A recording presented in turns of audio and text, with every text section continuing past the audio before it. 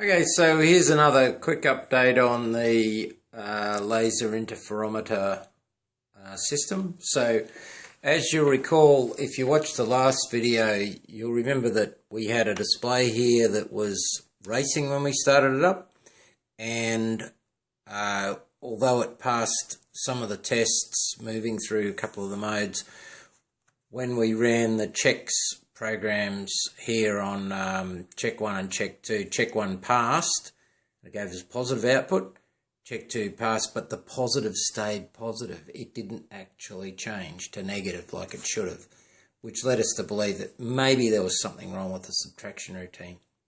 Maybe, or maybe there was something wrong perhaps with the direction sense or the sign control.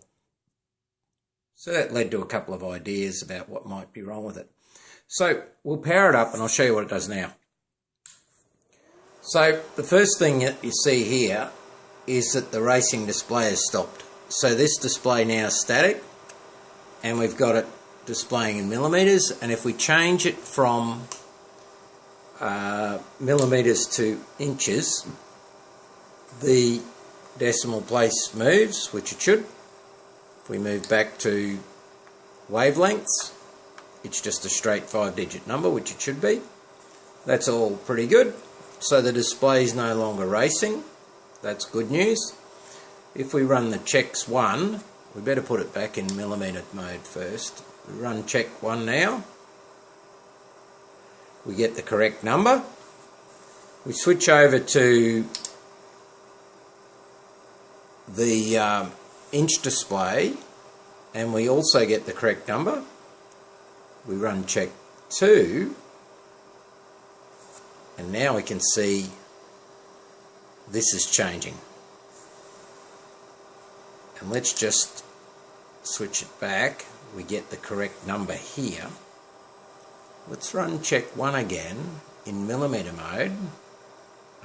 It's changed to positive. And we run check 2 and it changes to negative. So the reset button's still flashing because that won't go out until it gets a valid signal back from the detection optics that are inside the laser head. You can see the red spot back on the wall over there.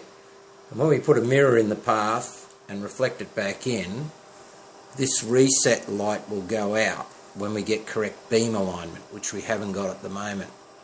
But you can see here that what we've got is correct operation of the positive and negative sign. So that tells us that the subtraction routines are all working correctly, but not just the subtraction routines. All of the addition and subtraction functions of the machine are now working correctly. If we go back to the center of this, we'll see before you would have noticed that we had the 999 and then whatever is on the compensation wheels. So we've got 9987 here, 9987 up here. And if we change one of these, that changes and follows whatever goes in here. So those tests verify that all of this is actually working as it should. So basically I couldn't be happier. And if you want to know how we did that, then stay tuned. Yeah, otherwise, if you're not interested in the electronics and how we made our way through all the circuits and figured all that out, then you can stop now in the happy knowledge that we've completed stage 1 of the project, which is to get the big dumb calculator working. Stage 2 is to tune up the laser, so that'll be to get the electronics all tuned up and to make sure that the beam itself is emitting the correct frequencies and that the signals to and from the laser head back to the display are the right amplitude and that the laser lamp itself is running at the right current, etc, etc, etc. And then once the laser head itself is all tuned up, then we can put some optics in the path with a reasonable confidence that we're going to get some sensible information out of the actual display. So like I said, if you're interested in how we descended into the electronics and figured out which chip was failing and and how we went about changing that and getting it to the next stage, then by all means stay tuned. Otherwise, you can log off right now. Bye. So this drawing here is the block diagram for the laser display, and each of the dotted lines here represents one of the circuit boards in the machine, and each of the blocks over here represents a functional flow of information. So these aren't direct wires. This is a switch that provides a flow to an element of the display, which is like a circuit board, for example, a functional block. So if we just zoom in here a bit, we'll have a look at the ones we're interested in. After going through this and a 60-page document on the theory of operation of the equipment, I was looking for things that might influence this plus or minus display. If we just go in a little bit closer there and we have a look at this display, this board here represents the display assembly, and each of the display tubes here, numbered 0 to 8, so those 9 tubes are the numerals, and this plus minus here is the one on the left that tells us whether this number that follows is positive or negative. So that was the thing that wasn't changing when we ran the check program in the last video. We ran the check 1 program and it didn't change. When we ran the check 2 program, it should have changed. So if we trace that back, we come to this little flip-flop here, which is a logic element, which simply remembers its previous state on the change of the clock. So the J input can change, but the output won't change until it receives the clock signal. So if we trace that back and look what it's connected to, okay, let's assume that there's nothing wrong with the clock signal because it seems to be transferring the data okay. Let's trace back through the other path, which is sine D, through to the flip-flop. And what's on the end of that? That's the direction sense switch.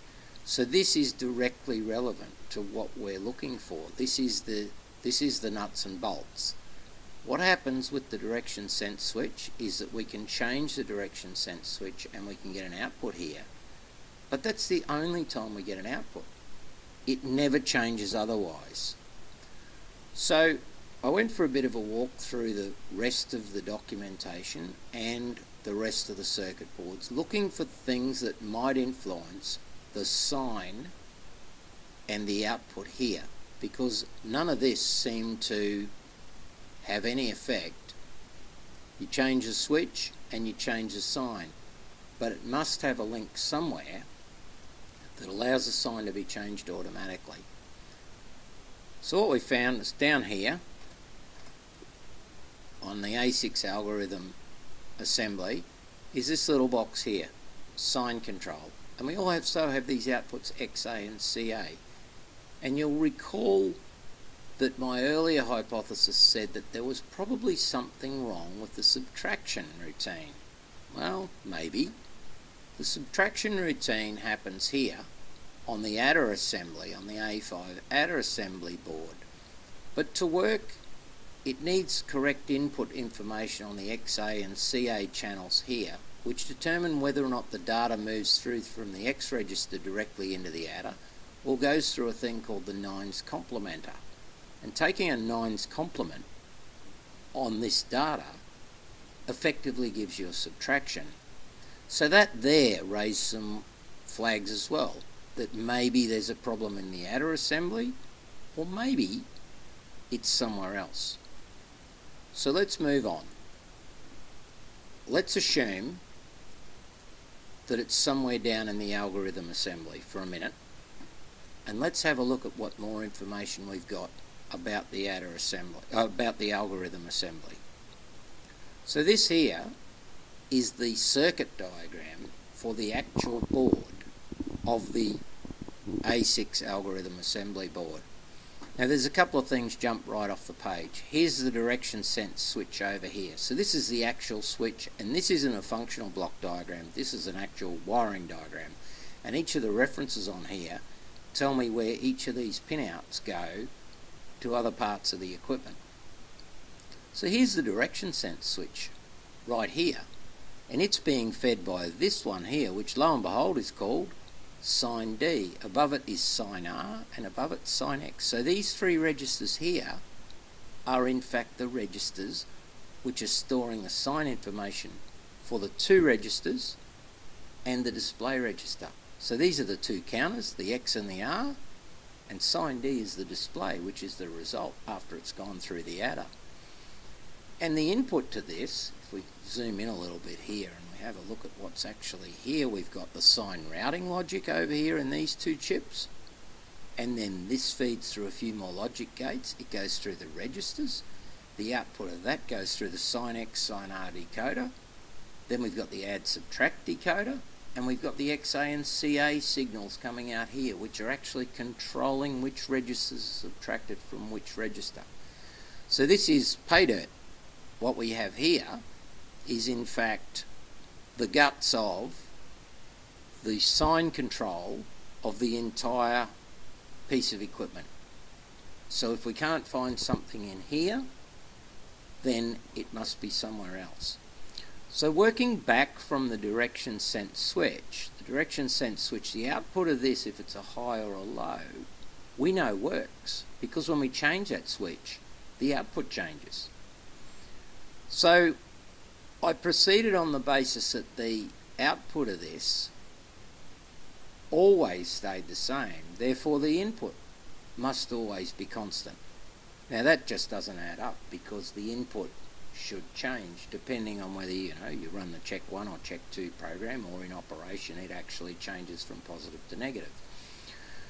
So what I wanted to do was to next look at what was feeding the direction sense switch, and the inputs to the direction sense switch were the outputs of the sine D logic element here, which is in fact just a flip-flop register. So the theory was that if the one output was always high, one output was always low, we should see this only change when we change the switch, which were the symptoms. The next question was, would that affect the routing logic under other circumstances? Would it actually cause problems over here with the adder and subtractor? So the outputs here, that's pretty easy to confirm, the outputs here feed into these two gates, which are part of the logic. They feed this gate, which is a sine X. That's actually an input here. That feeds the decoder. And yes, if this is static and not changing correctly, it's going to affect this. So on that basis alone, the first and most obvious thing to do was to replace this chip here. So that's what we did.